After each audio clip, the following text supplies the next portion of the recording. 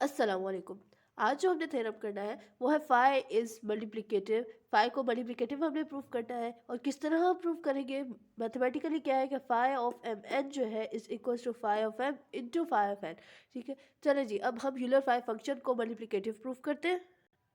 अच्छा जी, चलिए प्रूफ की तरफ आते हैं। प्रूफ जो है इसमें हम सबसे पहले कुछ लेट शेट कर लेते हैं कि एम एन जो है, एम और एन आपस में रिलेटिवली प्राइम है, इन दोनों के दरमियान कुछ भी कॉमन नहीं है। ठीक है, और ये पॉजिटिव इंटीजर्स है। ठीक है, उसके बाद जो है हम इन एम और एन को कहते एक टेबल की फॉर्म में हम रिप्रेजेंट करेंगे, डिस्प्ले करेंगे। और उस टेबल में जो है नंबर्स जो है, जाहिर सी बात है वो एक टेबल होगा जिसमें नंबर्स होंगे, उसमें नंबर्स जो है एक्सीड नहीं करेंगे इन दोनों के प्रोडक्ट को। ठीक है ना, एम एन को, यानी कि इनके प्रोडक्ट को। ठीक है, तो चलो जी मैं आपको टेबल भी दिखा देती हूँ। ये टेबल है, दिस इज़ द टेबल। और ये जो है मैंने अलग से इसलिए लिखा है क्योंकि मुझे बार बार ज़रूरत पड़ेगी। इसमें जो है मैंने नंबर्स किस तरह से अरेंज किए हैं, इसमें जो है मैंने एम रोज़ बनाई है। ठीक है ना, 1 से लेकर एम रोज़ बनाई है। और कॉलम्स कितने हैं, एन कॉलम्स हैं। ठीक है, एन कॉलम्स का आपको पता कैसे चलेगा कि एन नंबर ऑफ कॉलम्स है। वो इस तरह से पता चलेगा कि देखिए ये एन माइनस वन टर्म्स है। ठीक है, यहाँ से लेकर यहाँ तक कितनी टर्म्स है, एन माइनस वन। और ये जो पहली रो है ये इसको आप कहते हैं मतलब कि एन माइनस वन में एक और ऐड कर दे तो कितना होगा, ये n minus one plus one कितने हो जाएंगे, एन हो जाएगा। तो ये एन कॉलम्स है और एम रोज है। ठीक है, ये टेबल तो इस तरह से बनेगा।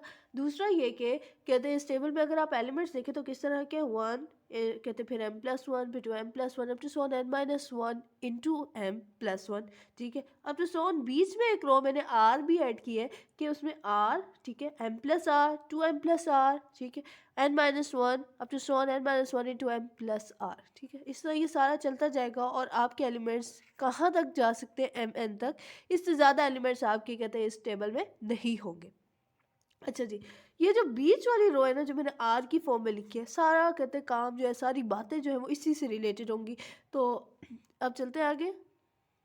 अच्छा जी, तो अब थोड़ा सा आगे प्रोसीड करते हैं कि जो हम मैंने आपको आर थ्रो दिखाई थी जिसमें आर आर वाले एलिमेंट्स थे, तो उसमें जो है आर क्या था, वो आर कोई पॉजिटिव इंटीजर था जो कि एम से एक्सीड नहीं कर रहा था, यानी कि एम से लेस। फिर जो है हमने मजीद क्या सपोज किया कि एम और आर जो है उन दोनों के दरमियान जो जीसीडी है, यानी कि उनके दरमियान जो कॉमन फैक्टर है दैट इज़ डी। ठीक है, और डी जो है वो क्या है, ग्रेटर देन वन है। अच्छा जी, तो आर जो मैंने अभी पीछे बताया कि एम और आर का जीसीडी जो था क्या था, डी था। तो इसका मतलब है एम और आर जो है वो आपस में रिलेटिवली प्राइम नहीं है। अगर एम और आर रिलेटिवली प्राइम नहीं है तो एम कहते हैं उसमें जो है क्या होगा, वो एम एन के भी रिलेटिवली प्राइम नहीं होगा, आर जो है। ठीक है ना, अगर एम एन जो है वो कहते हैं मतलब कि आर जो था वो अगर एम के रिलेटिवली प्राइम नहीं है तो वो उसके किसी भी प्रोडक्ट के रिलेटिवली प्राइम नहीं होगा। यानी कि अगर मैं सपोज कर लेती हूँ प्रोडक्ट इज एम एन। ठीक है, तो अब जो है उस आर्थ रो में जितने भी एलिमेंट्स हैं, तो वो इसका मतलब है कि उसमें से कोई एलिमेंट जो है, क्योंकि उनमें तो आर इन्वॉल्व है, तो उसमें से कोई एलिमेंट जो है वो रिलेटिवली प्राइम नहीं होगा एम एन के। ठीक है, अब आगे चलते हैं। नेक्स्ट पॉइंट ये है कि इस रो का, आर्थ रो का जो हर एलिमेंट है वो किस तरह की फॉर्म में है, के इंटू एम प्लस आर। ठीक है ना, इसके तो ये जो टू है इसकी जगह पे आप ये वन भी लिख रहे हैं, टू भी लिख रहे हैं, थ्री भी लिख रहे हैं, अप टू सोन कहाँ तक जा रहा है, एन माइनस वन तक जा रहा है। ठीक है, तो ये जो के है, अच्छा ये जो है कहते हैं पहली बात क्या कहते हैं, ये जो है एलिमेंट्स है किस फॉर्म में है, के एम प्लस आर की फॉर्म में है। ठीक है ना, और दूसरी बात जो है ये के जो है वो क्या है, कहते हैं वन से कहते हैं ग्रेटर है या इक्वल है और एन माइनस वन से लेस है। ठीक है ना, ये मैंने बात कैसे कही, ये मैंने बात इसी से कही। ये देखें, ये कहते हैं के जो इधर वन है, इधर टू है, इधर अप टू सो ऑन कहाँ तक जा रहा है, एन माइनस वन तक जा रहा है। ठीक है ना, तो ये वाली बात, one is less than equals to k, less than equals to n minus one, ये बात इस तरह से हुई। अच्छा जी, चूंकि जीसीडी एम और आर का क्या था, डी था, तो डी जो है वो एम को भी डिवाइड्स करेगा, डी जो है वो आर को भी डिवाइड्स करेगा। ठीक है ना, ये मैंने लिख दिया कि d divides m and d divides r. अगर डी एम को डिवाइड्स कर रहा है, डी आर को डिवाइड्स कर रहा है, तो डी जो है इनके लीनियर कम्बिनेशन को भी डिवाइड करेगा। तो हमने लिख दिया डी डिवाइड्स के एम प्लस आर। ठीक है ना, तो अब आगे चलते हैं। अच्छा जी, अगर जो है डी एम को डिवाइड्स कर रहा है और डी के एम प्लस आर को भी डिवाइड्स कर रहा है, तो यानी कि एम और के एम प्लस आर का जो जी सी डी है, डी है, ये आपस में कहते हैं वो रिलेटिवली प्राइम नहीं है। अगर ये कहते हैं रिलेटिवली प्राइम नहीं है तो एम का कोई भी मल्टीपल हो, सपोज एम एन है और कहते हैं एम एन और के एम प्लस आर का जो जी सी डी है वो भी डी होगा। जाहिर सी बात है, कहते हैं दोनों में जो कॉमन होगा वो डी होगा। ठीक है, डी तो कॉमन होगा दोनों में। हमें जो है कहते ऐसे एलिमेंट्स फाइंड आउट करने थे जो कि रिलेटिवली प्राइम होते एम के, और अगर एम के रिलेटिवली प्राइम होते तो इसकी भी रिलेटिवली प्राइम होना लाजमी बात थी। तो अब इसके लिए हम क्या करेंगे, अपनी जो स्टार्ट में हमने कंडीशन ली थी कि एम और आर जो है वो उनका कोई जीसीडी है, हमने स्टार्ट में ये कंडीशन ली थी, ये लिखी हुई है बल्कि मैंने, कि एम और आर जो है इज इक्वल टू डी है। इसमें ज़रा रद्दो बदल करते हैं, इसको चेंज करते हैं, ज़रा देखते हैं क्या होता है। अच्छा जी, तो मैंने कहा कि कहते हैं हम इस वाली जो कंडीशन है M R is equal to D, यानी कि इनका जीसीडी जो है एम और आर का वो डी है, यानी कि इनमें कुछ ना कुछ कॉमन है, ये आपस में रिलेटिवली प्राइम नहीं है, ठीक है ना। तो इसको ज़रा हमने चेंज करने का कहा था, तो वो मैंने चेंज किया कि मैंने कहा कि एम और आर रिलेटिवली प्राइम, इनका जो जीसीडी है वो क्या है, वन है। तो अगर जीसीडी वन है तो फिर कहते हैं देखते हैं कि क्या होता है, क्या कुछ चेंजिंग्स आई जो हमें रिक्वायर्ड था, क्या वो हमें मिला कि नहीं मिला। अच्छा जी, कंडीशंस में हमने थोड़ी सी चेंजिंग्स लाए, हमने कहा एम आर जो है वो कहते हैं जीसीडी उनका वन है, तो कहते हैं और आर जो है आपके पास क्या है, वो ग्रेटर देन या इक्वल्स टू वन है, और एम से लेस है वो, ठीक है ना। तो हमने जो है डिटर्मिन, अब जो है कहते हैं हमने जीसीडी, हमने कहा इन दोनों ये रिलेटिवली प्राइम है, ठीक है। अब रिलेटिवली प्राइम है तो हमें मजीद, अब कहते हैं जाहिर सी बात है, हमें एक थोड़ा सा बात पता चलती है, तो हम कहते हैं अब हमें ये तो पता चल गया, अब हम नेक्स्ट चीज़ फाइंड आउट करते हैं। तो नेक्स्ट चीज़ हमने क्या फाइंड आउट करना है कि ये जो रो है जिसमें ये वाले एलिमेंट्स हैं R M plus are, two M plus R, अब तो so that minus one into M plus are, ठीक है ना, इस तरह के एलिमेंट्स हैं, इसमें क्या कोई ऐसे इंटीजर्स हैं जो कहते हैं रिलेटिवली प्राइम हो एम एन के, ठीक है। अब हमने ये फाइंड आउट करना है, ठीक है। अच्छा जी, तो अब जो है नेक्स्ट हम क्या करते हैं, एक थ्योरम यूज़ करते हैं। थ्योरम के मुताबिक अगर आर वन से लेकर आर एम तक आपके पास ये कोई इंटीजर्स है जो कि कहते हैं सी आर एस, यानी कि कंप्लीट रेजिड्यू सिस्टम बनाते हैं with respect to mod M, ठीक है ना, और आपके पास ए कोई पॉजिटिव इंटीजर है, ठीक है, और कहते हैं कंडीशन आगे क्या लगाई है इस ए पे कि ए और एम जो है उनका जीसीडी वन है, यानी कि वो रिलेटिवली प्राइम है। अगर रिलेटिवली प्राइम है तो आपके पास कुछ इस तरह के कहते हैं एलिमेंट्स एग्जिस्ट करते हैं, A R one plus P, A R two plus P, A R M plus P, ठीक है ना। और ये सारे एलिमेंट्स जो है ये आपस में, ये जो सेट ऑफ एलिमेंट्स है ये आपस में क्या है, सी आर एस है, यानी कि कंप्लीट रेजिड्यू सिस्टम है with respect to mod M, ठीक है।